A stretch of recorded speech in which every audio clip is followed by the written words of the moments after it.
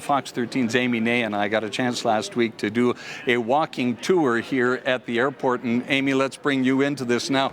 You had a specific perspective that you were able to go and get for the folks that are coming to the airport for the first time. That's right, Bob. Isn't it beautiful? It's so fun to be back inside this gorgeous new airport we've been waiting for a long time. Yeah. All right, we wanted to give you at home a look at what it's going to be like the next time you fly. So let's start at the very beginning of what your experience will be like here at the new Salt Lake International Airport with how it all begins. Take a look. Get ready for a whole new experience. Even driving into the new Salt Lake International Airport will be a little different. All passengers will now have to go through the new terminal called Concourse A.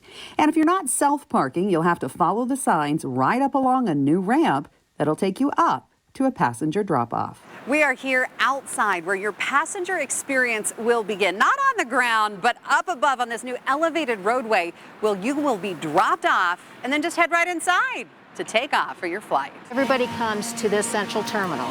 So you walk in here and this is going to be what you see first. Exactly.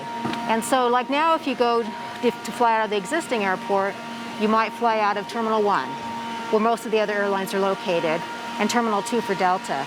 Everything's co-located here, so there's just one central terminal. One of the first things you'll likely notice when you arrive inside is the sheer size of the new space and also the beautiful art everywhere. This is the Falls, as it's called, 65 feet from ceiling to floor. Just one of the many installations incorporated into the construction of this new space. It was really smart early on when they were planning this project because they integrated art with architecture.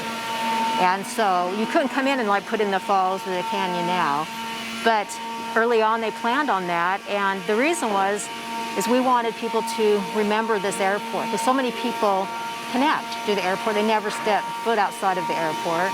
So we thought, how can we make this airport memorable, have a sense of place about Utah?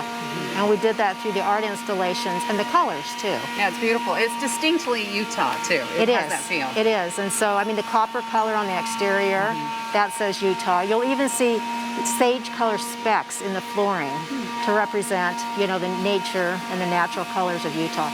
The colors of the pillars that we see here too have that natural color. So you'll see art throughout the airport, but it's apparent here on the 3rd level and on the 2nd level.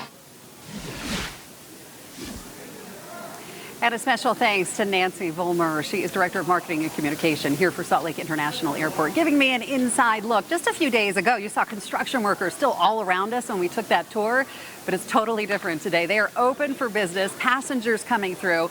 It's such a beautiful space. It really is. We mentioned the art that's everywhere. We talked about this canyons installation behind us.